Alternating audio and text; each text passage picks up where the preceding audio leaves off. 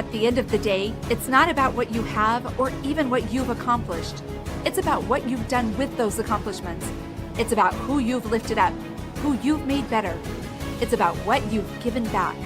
Denzel Washington. Welcome to Inspire Vision. Our sole purpose is to elevate the lives of others and to inspire you to do the same. Raffi, welcome to the show. Thank you so much.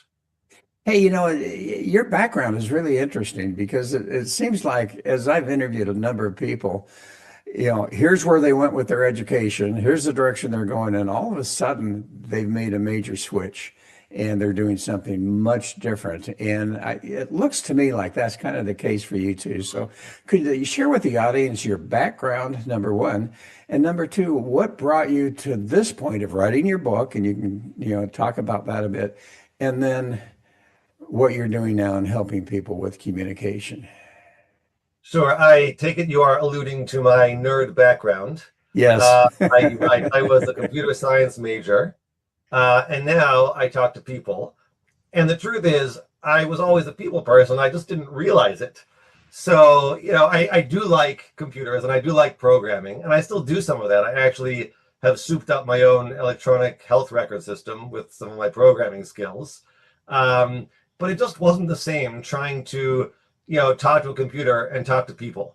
And after college, I did a job where I taught computers to kids, and the job was talking to people instead of the talking to people being between the jobs. And I was like, wow, this is so much better. So I sort of switched tacks and went into human services. And I felt much better about it. I eventually got a social work degree, started doing therapy, working with people. And then found that I really resonate working with couples and trying to help people get some happiness in their lives that way. And that just suited me really well. So that's how I got to where I am. But it's fascinating to me. I'm certified as a behavioral analyst in many of the things that I do. And what fascinates me is somehow we're kind of influenced or motivated to do a certain degree or do a certain thing. And we get there. And if it doesn't match our personality, then all of a sudden we find ourselves really frustrated. And, in your case, my daughter had the same thing happen to her. She went into research social work, and, all of a sudden she recognized that, what, this is not what I want. I want to be with people, because she was, as you are, a little bit more in that direction. And so it's fascinating how people start in one direction, and if they really start to become aware of how they're feeling about it, they move into a different direction. So you wrote a book. Tell me a little bit about the book, the name of the book, and so forth. So it's called The Couples Communication Handbook: The Skills You Never Learned for the Marriage You Always Wanted. And I really just felt like a lot of the people that I've worked with just don't know what to do or how to do it to connect with their spouse or their partner. And I really felt like that's such an important thing for people to have. There's this great long-term study, the Harvard Grant study, which was really amazing. The biggest longitudinal study ever done. And the head of the study said, the biggest thing that we took from that is that happiness comes from good relationships. And I feel like to help people live their best lives, helping them get their relationships dialed in, which means being able to talk to somebody else, connect with them, communicate with them, was so important. And through my work with couples, I really found a way that I think resonates with a lot of people and is very actionable and doable. And I just felt so good to help people get that. I really wanted to spread the message further than I could do on my own self. And so getting this book out there is part of that mission to really help people live their best lives in that way. Well, and you talk about communication, conversations. At this point in time in the U.S., that's a friggin' nightmare. Nightmare. I wrote an article some time ago, before the current political era, about a marriage counselor trying to deal with the gun control debate, which was a hot topic at the time, and trying to bring some of these skills to the broader world. And at the end of my book, I talk about expanding beyond just the couple and the dyad to go out to the world with a sense of, connecting, empathy, communication. And I agree that these skills could make a real difference beyond just, one person to one person, but to groups and to the world at large. I just want to make the world a better place, man. So what happened? I mean, as you say before, a lot of this stuff going on. What happened and what has happened to this communication and conversation? I mean, it's to the point now where it's so separate and so angry. It's just amazing. Yeah, I am not qualified to commentate politically on where we're at, but I think, that has affected couples and families as well. I've seen so many people really get, their families get torn apart by political differences. And I think that the skills of communication and empathy and validation could go a long way towards helping people bridge that. I don't have to agree with you. No two people agree on everything, but to be able to connect and to hear somebody else's perspective and accept it as where they're at can make such a difference for people trying to bridge that gap of political, religious identity divides. It can really help people reconnect in that way. Oh, amen to that. Yeah. Okay, so kind of reiterate what you just said a little bit for the audience again. Sure. That's a good question. What did I just say? Were we talking about reconnecting families, I think, and Well, being. and we were really talking about the political state right now of what's going on and the lack of communication or the lack of the ability to communicate and have a reasonable conversation. And what I find, which is fascinating, is anything that applies to couples, to families, also applies generally to the world, to 100%. to business, to all of that type of stuff. And so I guess my question was, what brought about this great divide? What do you think brought that about from the time that you had written a little bit about gun control and that type of stuff to this? It's hard to say. It's a lot of different things. Again, I am no political analyst. I'm just an armchair politician like like the rest of the country. Um, and it's painful. Yeah, how we got here. I think it's just so easy to stay in your own mind and your own self and not think about where others are coming from, why they believe what they believe, why they feel what they feel. And if we were better at reaching out and saying, well, help me understand where you're coming from and why you feel that way. In my book, I write about how that's, for me, the three most important words in a marriage. Help me understand. If I can come from a help me understand perspective, like, okay, you did this, you went out and bought that without my knowing, or, again, you believe this politically, you like that political figure. Help me understand why that is. Why is that important to you? That opens up a conversation that is so much different than, let me explain to you why you're wrong. That doesn't work in politics. It doesn't work in, relationships or parenting. Let me explain to you why you're raising the kids wrong. Okay.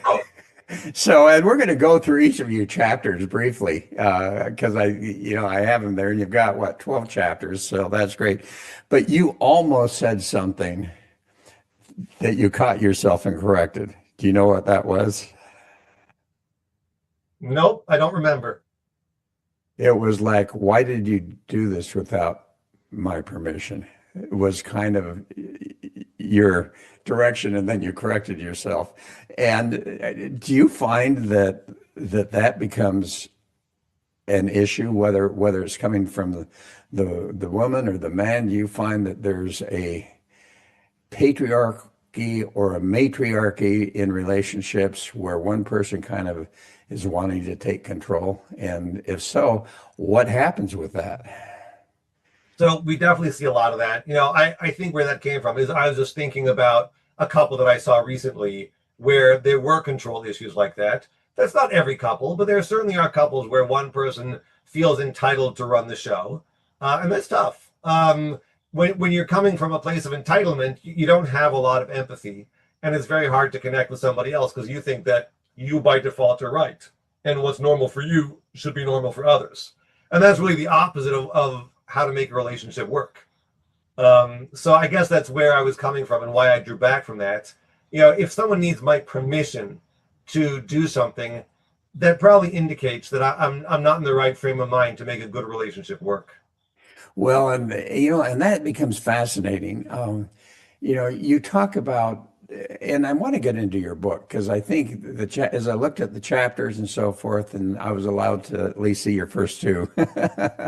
But as we get into that, you've kind of put it in a really nice order of how to develop better relationships with your spouse. And as I say, I think that anything you talk about that also applies to the general world. But you start with chapter one with timeout. Explain what you mean by that. So I think that's the first thing for most couples that we need to realize is that when you're upset, that is not a good time to talk about anything. And again, like you said, that's true for broader issues as well. But when I'm really ramped up, I can't do it well. And that's true for me, like it is for anybody. I'm a human being too. And even though I've been teaching communication for a long time, when I'm mad, if I notice something that my wife didn't do, oh, she was supposed to take out the trash for me and she didn't, and I'm annoyed, that's not the time to address it because I'm annoyed. I'm irritated. I'm going to come off poorly. If we wait until later, it's going to go so much better. And it's so compelling for people to run right into it. I'm annoyed. You forgot to pick up the milk. You didn't get up with the kids at night. Whatever it's going to be, it's so compelling to run right into it and tackle that issue. We have to fix this right now. But the reality is, when you're ramped up like that, it doesn't work very well. And so taking a break, taking a time out, and coming back to it later works a lot better. And that's what I'm trying to get people to start with. Okay, and that, in my mind, is a very important aspect. But my question to you, if you get upset with your wife and, because she didn't do something, or she gets upset with you because you didn't do anything. Happens all the time. All right, so here's the question. What brought up that emotion and what triggered that emotion in the subconscious that you may not even be aware of? Sure, that's right. It could be anything going all the way back down to some really root issues. It frequently is. Usually people are not arguing about who had the milk, who didn't have the milk, who got the dry cleaning. But if you forget to get the dry cleaning, that says to me, oh, you don't really care that much about me. Right. And so I'm afraid of abandonment, or I'm afraid that nobody cares and I'll be lost to the world. There's always these deeper issues at play. And so taking that break and taking some time to go away and come back to it and say, hey, this bothered me. And then, with the whole approach that I lay out in the book, it enables us to go deeper and to find out what is underneath that and to really get to the core issues of our relationship, which builds something much stronger than just, okay, next time, don't forget the dry cleaning. And how often do you get into those I'm not good enough or I'm being abandoned? How often do you get into that with the individuals and recognize that their emotions, their responses so often have something to do with that? Well, so in when I'm working with them in couples counseling, that's not necessarily where we start. First, we sort of get the tools down and we practice it and we go deeper and deeper. But as things progress, we do get there. And the goal is for them to be able to share that with each other safely, comfortably, securely, and to hear that and to connect around that, right? If I am worried that I'm unlovable because you didn't get the dry cleaning, and that reflects to me that I'm unworthy, like that's an important thing. I mean, that obviously wasn't what you meant, that you think that I'm not worthy of love. You just forgot to get the dry cleaning. But it brings this up for me. And to be able to share that and have you hold that and be there with me, that's real relationship. That's real connection. Oh, amen to that. But I love the timeout because, as you say, oftentimes, the first step is to just move away. Hey, I've got to give me a little bit of time here. And for me, sometimes I say I need 1 to 2 days. So just give me some time here to work this out. Yeah. And you know what? I've got 4 kids. We're busy. My wife works. I work. Sometimes there's an issue we want to talk about. It takes a couple days. Sometimes I sit on something for weeks if it's not important or urgent. Well, it's important for at some point, but I can wait and we'll talk about it some weeks later when there's a little bit of downtime. And we say, hey, this thing happened I'd like to talk about. And that's fine. Some things are more urgent, like I need you to take care of this, and that has to happen sooner. But people feel very compelled, like in the moment, we have to deal with this. That is almost never the right way to go to make something better. All right. So then when you go from there, you go into chapter 2, exploring versus resolving. What's the difference between that? So, right, often when there's an issue, you want to make the problem go away, right? I don't like the way that you yell at the kids. Let's talk about how you can do that better. Well, the fact of the matter is, maybe you're yelling at the kids for some good reason. Again, I'm not getting into the parenting strategies right now, but you have a reason for what you're doing. Maybe you know you're out of control. Maybe you think that the right thing is to raise your voice, whatever it might be. But if we run right into how do we solve this problem, we are short-circuiting all that deeper stuff that you brought up. Like there's something deeper going on here. So what I tell people is, first we're going to have a conversation to explore the problem. Let's understand what the problem is. I don't like that you do this. You think I'm too soft on the kids. Let's understand the problem, because you can't solve a problem that you don't understand. But we try to do that all the time. I think I know what you're thinking, so I'll go and tell you what the solution is, but that rarely gets a solution that actually works. And people, their experience bears this out. Oh yeah, we've tried to solve this many times and it hasn't worked. You probably haven't fully understood what the problem is. Well, and when you're working with strong personalities, how do you help them to move from trying to resolve to explore? So often I just point to their own experience and I say, this hasn't worked before. You have tried to solve this problem many times before. Most people, by the time they come to couples counseling, have tried to deal with whatever problem it is on their own, and they see that it doesn't help. And also when I say, you can't solve a problem that you don't understand, people kind of recognize that. You're right. Like, we have to understand this better. So helping them slow down and let's try to understand it, and we'll solve it afterwards. First, we're going to explore what the problem is. Then we'll work on the resolution. That works far better. So then you move into speaking to be heard. And what do you mean by that? So often when I tell you what I'm thinking, I'm trying to drill it into your head. You did this wrong. You're doing this. I don't like this, and you should do it differently. You don't care about me. That's why you forgot to get the dry cleaning. And I'm talking about you. And when I talk about you, I'm inviting you to argue with me. That's what I'm doing. I'm saying, here, this is what I think about you. Now you tell me why I'm wrong. That's essentially what you hear. But when I talk about me, you know what? When you forget the dry cleaning, here's how I feel. I feel forgotten. I feel unworthy. I feel inadequate. Now I'm inviting you to care about me. And that is speaking to be heard. That's helping you hear what I need you to hear instead of trying to drill it into you, which isn't going to work. Well, and as you get into different personalities, and this is the one thing that I found as I work with people as far as a behavioral analyst, do the personality evaluations and so forth, is so often, for instance, you tend to be more. You went into work as a left brain, but you're more right brain. You love to be with people, you love to tell jokes, you love to talk, all of that type of stuff. And so not only is it how you like to communicate, but it's also how you like to be communicated with. I could be driving you crazy right now because I'm very much left brain. And so I may be communicating the way I want to communicate, which may not necessarily be how you like to be communicated. How important is it to understand the other person's personality and how they would like to be communicated with? So for instance, with me, normally, if where I'm left brain, the reality is if someone goes on and on and on, it drives me crazy. It's just like, get to the point. Right. And yet at the same time, for others, it's like, well, let's have this conversation and let's move forward and so forth. And if I were talking to you and you happen to like more of that conversation and so on and so forth, I'm just going, oh, well, here's the point. Here's the point.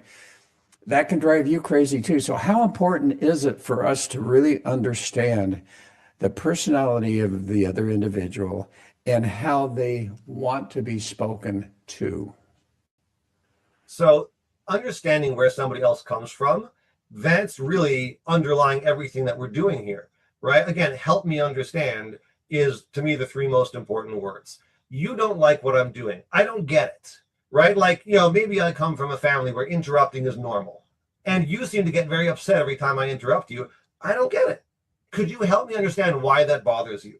So if I learn where you're coming from and why, I can try to adapt. That doesn't mean that I'm wrong and that you're right. It means we're different. People are different. We can do it differently. And if I'm willing to hear you out and willing to try to understand you and get where you're coming from, that puts us in a much better place to have a good relationship. And that's where speaking to be heard really comes in, where you really are talking to them, knowing that they will actually hear you, understand you. You get into the next one, love your partner. Now that's a big topic. Right. So when I say that, what I'm referring to is an acronym that I use in the book, which is Okay. LOVE, LOVE. And that is what you're supposed to do when you listen. When you're the listener, you're not speaking. So I think there's a part in the chapter previously, or maybe it's in this chapter, where I talk about dividing the conversation into two parts. One is where I speak and you listen, and the other one is where I listen and you speak. And so as a speaker, I have certain things that I do. I talk about me, like I said, I don't talk about you. But as a listener, you're going to do four things and four things only. L, listen. O is reflect in your own words. V is validate. And E is empathize. LOVE, right? Easy to remember acronym. But it takes away all the other things that we try to do. One of the most common things is people try to explain. I say to you, I'm really upset because you forgot to get the dry cleaning. And you say, well, I didn't have time. I was so busy. My boss yelled at me, whatever it is. And you think that if you explain to me why that happened, that I'll feel better. And most people will attest that never works. It's rare that I say, well, I didn't have time. I was so busy. And then you go, oh, okay, well, then no big deal. Rather, what happens is that escalates the argument. So what I tell people that we have to start with is LOVE. First, if you're listening to me, you just listen. And then you reflect what you heard in your own words. Oh, so you're upset that I forgot to get the dry cleaning. I get that. Validating means I get that. That makes sense. I can see why you'd feel that way. Right? It doesn't mean I agree with you. It just means I see why you feel that way. And empathize means, oh, that really stinks. I'm sorry you feel that way. I'm sorry you feel forgotten. I'm sorry you feel unworthy. Not I'm sorry like I've done bad, but just like I empathize with you. That's hard. And when I do those things, you feel heard. You feel connected. It's a much better way to go than my trying to explain to you why you shouldn't be upset. You gotta be upset. Well, and I love that. When you're saying something to me and I'm not really liking what you say, can you help me to understand that a little bit more? And that type of thing where you are able to acknowledge what they said and empathize with it and realize it. And I think that's such an important part of communication that most people don't understand. I mean, nobody teaches us this stuff when we're kids. We just kind of fumble along, and then you get married. And I don't know about you, but I didn't get the manual to marriage when I got married. We're left to figure it out by ourselves. That's why I wrote this manual, for communication, help people figure it out. It's difficult. But when you learn what works and when you learn the skills and practice them, it makes it so much more workable. It works well. Well, and that's a whole other topic about how do we prepare our children for a better marriage from the get-go, because the divorce rate is so high. Sad. It was very sad. All right, so then we get into listening, and you've kind of talked about that a little bit, but let's get into that depth a little bit more. Right. So the listening means I'm really listening to you, and I'm not listening in order to come up with my next rebuttal. Right. Listening means I put myself into your world. We all agree in this stage, my stuff doesn't matter. If I'm listening to you complain about the dry cleaning, I'm going to be there with you. The fact that I had a rough day, the fact that my car broke down, those could all be true. It's irrelevant right now. Right now, I'm in your world, and I'm going to be totally there and just understand what you're saying, rather than thinking out what I'm going to say next, rather than scrolling through my phone. Like, I'm there with you. So that's listening. And there's some basic skills that go into that. I think a lot of people are familiar with them, but this is just helping people remember, like, oh yeah, I should be paying attention. Eye contact can be helpful. At least in American culture, we sort of expect that. So getting that dialed in and just like, okay, I really am listening, so that I'm listening to you. That's an important place to start. Yeah, yeah. And, where does the ego come into this whole thing? Oh, it's everywhere, right? Our ego is everywhere. It's very hard for me to allow you your version of the story, right? So often couples have differing versions of what happened. No, you didn't say that. You said this first. No, you said that first and then that. And they argue about it, and I have to be right. And throughout the book, I talk about how this is not about right or wrong. If you want to insist on being right, you can go right to Rightville on your own. It's a very lonely place, right? We have this ego that we want to be right, and it's hard to be wrong. But if we can agree, look, your version of your story is yours, mine is mine, and we don't have to make them match up. That's a hard pill for a lot of people to swallow. We are not going to reconcile what happened, but it's a much better place because if I have to agree with you or you have to agree with me, we're going to be fighting forever about who was right. If we can let go of that ego a little bit, I do not have to convince you that I'm right. I just have to understand how you feel about it. You have to understand how I see it, how I feel about it. That's a great connection, even if we don't agree ever. Well, and you talk about, and I would say the word perception. And, I find it fascinating. I've got a brother that's an attorney, and it's interesting as we got into this conversation where he talks about, here's an accident, and you've got four witnesses of what happened. And as you interview each of those four witnesses, they have an entirely different perception of what Yep. happened. And it's interesting how we are literally controlled by our perceptions and not realizing that, maybe my perception is entirely different than your perception. Right. So that's why I tell people, let's not worry about what actually happened. Let's talk about how you see it and how you feel about that, because that's where the action is happening. Yeah, I love it. And then you've talked about it again, and I love the order of how you've done that, reflecting in your own words. Talk a little bit about what that is. Great. So the first thing I do is I listen to you. But I got to make sure that I got what you said. It's so common. You said, I'm angry about this, that, and the other. And I think you meant you're angry about something. Like I didn't quite get it. So I have to verify that I got it by saying, okay, so you're mad at me because I forgot the dry cleaning, right? Or maybe you're not mad at me about forgetting the dry cleaning, but you're mad that I didn't call you when whatever it's going to be, I have to clarify that I got it right. Now, even if I'm sure that I got it right, and I did get it right, I want you to know that I got it right. If I say, okay, I get it, you don't really know whether I got it. When I say to you, okay, so it really bothers you when I forget to get things that I said I would get, now you know I heard you. There's a connection there. There's a relief that I heard you. That's a really important step besides just saying, I get it. I have to say, I get that you're upset about X, Y, Z, and then you know that I heard you. Okay. Yeah. And when couples start to do that, what do you see starts to change in that relationship? They get in sync. Instead of being at loggerheads, if I really step into your world and I say, okay, you're saying this is what's bothering you. I get that bothers you. Now you know I'm listening. Instead of trying to force something down my throat and I'm trying to defend against it, we're in sync. We're working together on the problem. It feels so much better for people. Well, and you kind of went into it, but the validating, the empathy, the Right, that's the empathizing next is part. so, yeah, go ahead and talk about that a Right, bit. so the next part is now that I understood what you said, right? I said, okay, you are upset about this.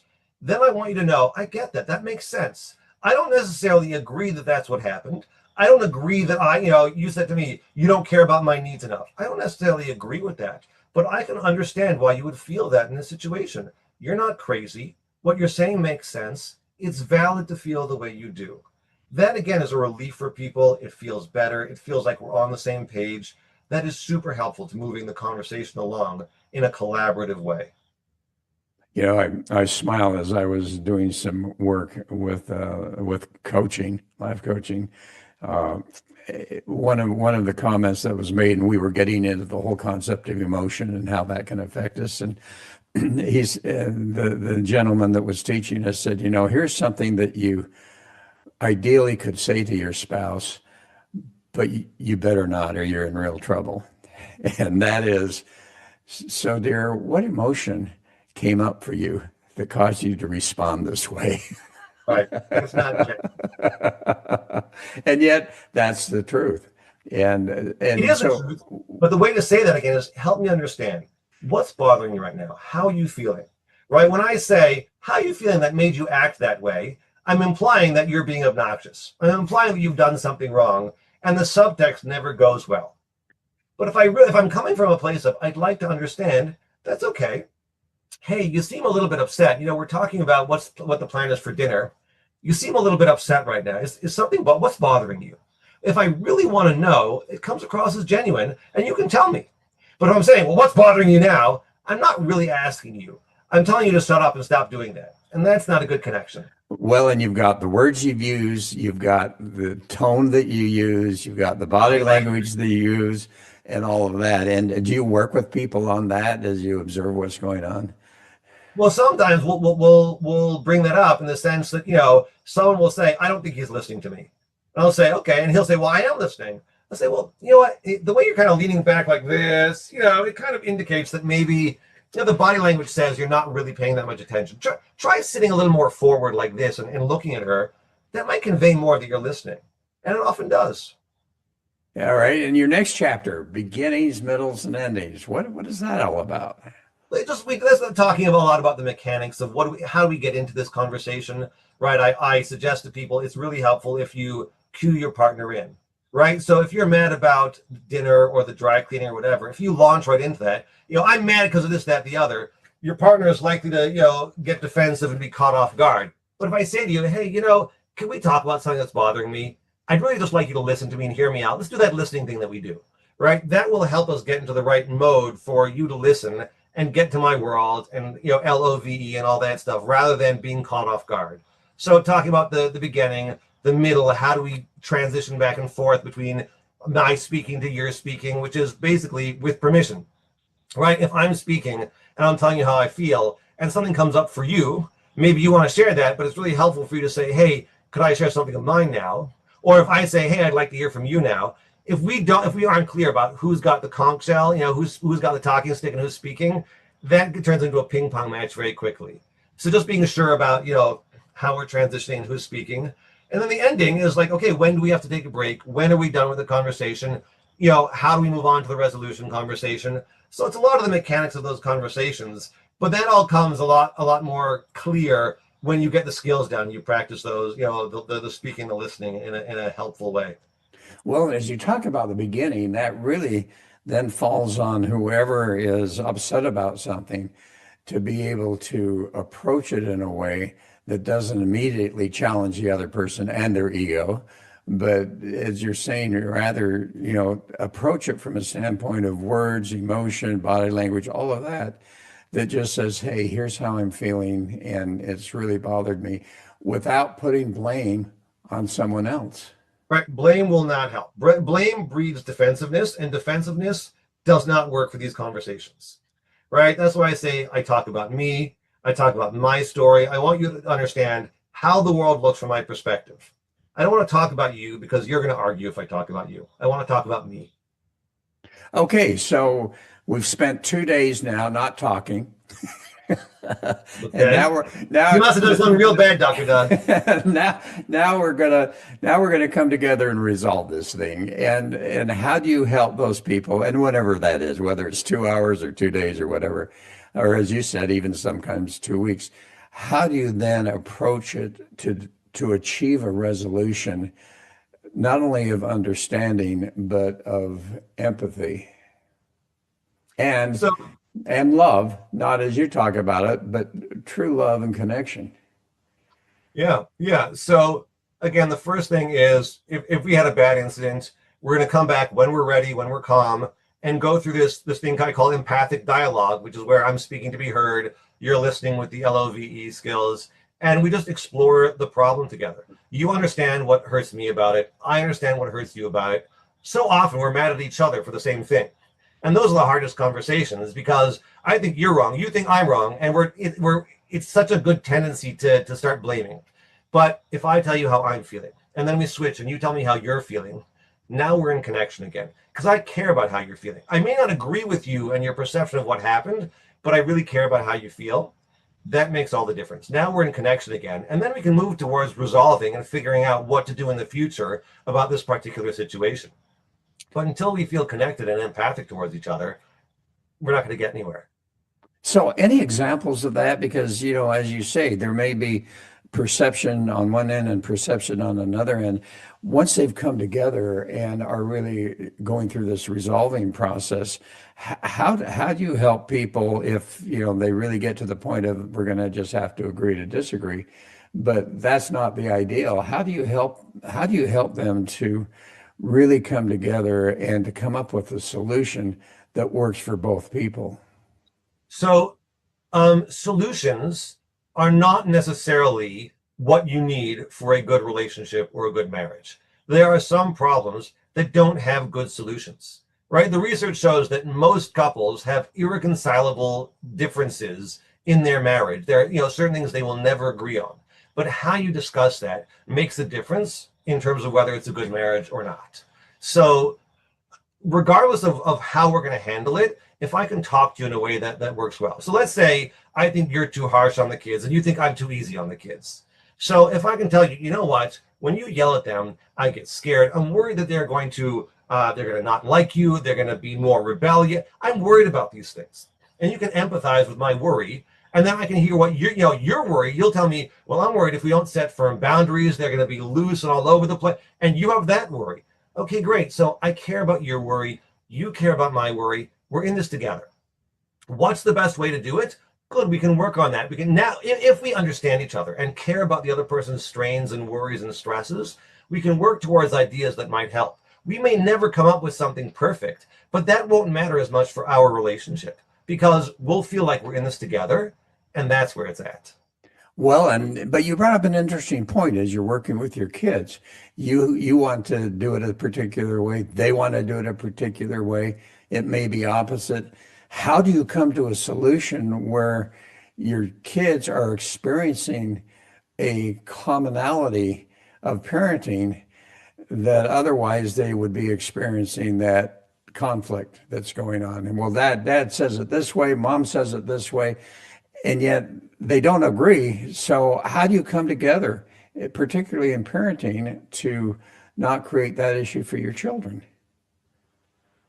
So I think the idea that the parents have to be exactly the same is this common misconception out there that, like, if we're not exactly doing the same thing, the kids are going to suffer. It's okay for dad to be a little harsher and mom to be a little softer. I see that in couples all over the place. I think the key is not to undermine each other or not to fight about it in front of the kids, but to say afterwards, when you yelled at the kids or when you did this, it makes me uncomfortable. And I wish we could do it a little differently, and we can keep working on that. But you know what? When you're being harsh with the kids, I'm not going to step in there and say, no, don't do that. And when I, offer the kids an extra dessert, you don't step in there and take it away from them. Like, okay, we can talk about it later. We can go through the steps and empathize about it with each other. The kids will be okay. We'll be in good shape, and we keep working on it together. I saw a couple one time that had a completely opposite problem. She wanted another kid. He did not. There's no halfway point there. There's no compromise about we'll just have the top half. That's not an option, right? So it's either you do or you don't. And their marriage was suffering because they couldn't get reconciled around this. So they came in. We worked on the communication patterns. We helped them understand why was it so important to her to have another kid. Why was he so opposed to it? And they had deep reasons. It wasn't like just, out of nowhere. There were deep-seated reasons about this. And once we got down to those deeper things, like you mentioned before, they were able to really hear the other person and connect and empathize.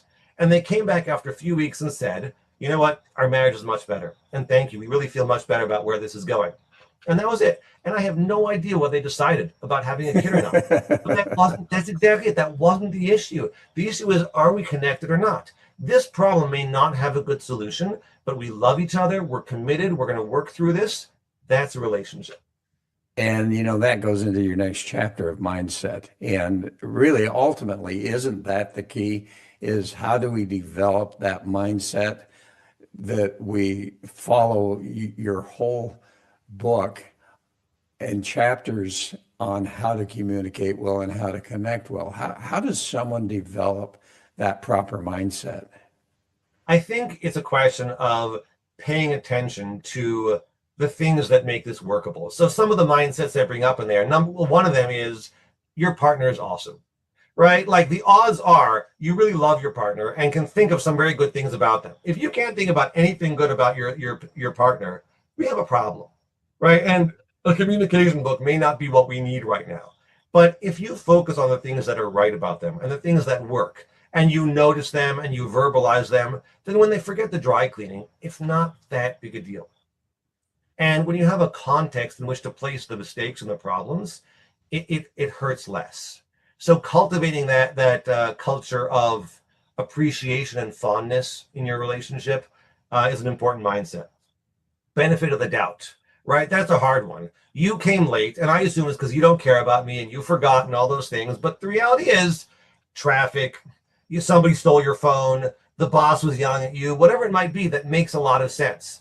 And we've all had these situations where we're mad at somebody, and then afterwards we find out, like, oh, I see why that happened, right? And so if you can have that mindset of there might be a good reason here, we reduce the number of fights and reduce the friction. So there are ways that we can cultivate a mindset in ourselves that reduce conflict and improve communication in our relationships. So as you work with couples, do you find that there's some commonality of particular issues that seem to always be there with most couples? So most couples come to me saying, we need help with communication. That's why I wrote this book, because it always, not always, it frequently starts there. And it's usually a deeper issue, like I feel unloved, I feel unprioritized, which are common themes, or I feel controlled. And where that first comes up is when we're trying to communicate about an issue and it doesn't go well. It's very common for people to feel like they have communication issues, it's not working well. And getting that to change, getting that dynamic to change helps us get to the deeper stuff that's really bothering them in the relationship. So any other examples of couples that you've worked with where there's been a dramatic change in their relationship because of your help with this? Sure, yeah. I mean, we see dramatic changes all the time. More often than not, it's sort of slow and gradual and not huge, but sometimes it really is. I mean, I worked with couples. I do a lot of work with infidelity, and people come in, sort of at the end of their rope, the bottom of the barrel. They think the relationship is over.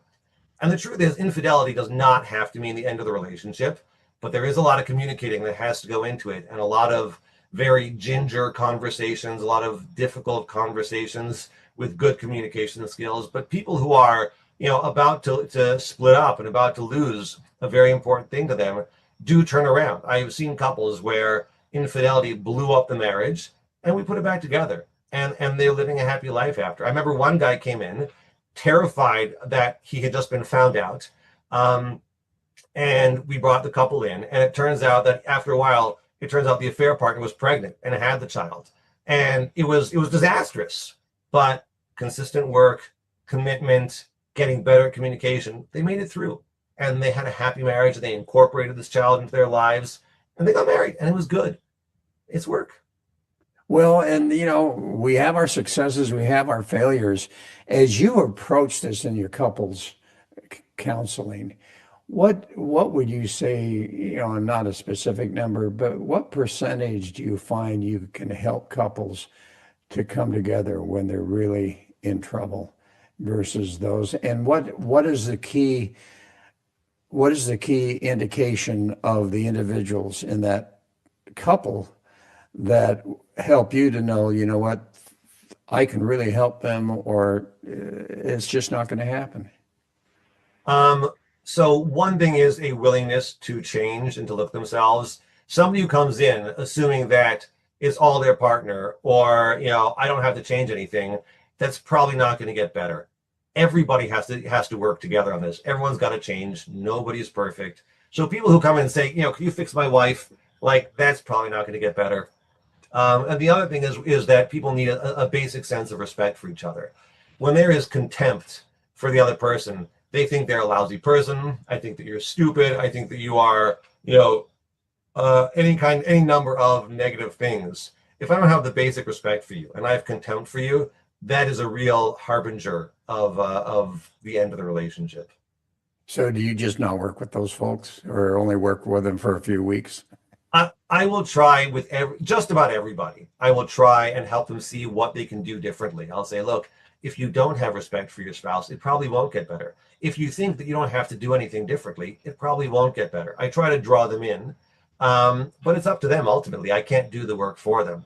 The place where I don't try to work with them is where it seems that there's a safety issue when there's domestic violence involved. I remember one time where I met with this couple, and I called her up afterwards and I said, I think you're in physical danger, and I think you need to leave and get yourself safe.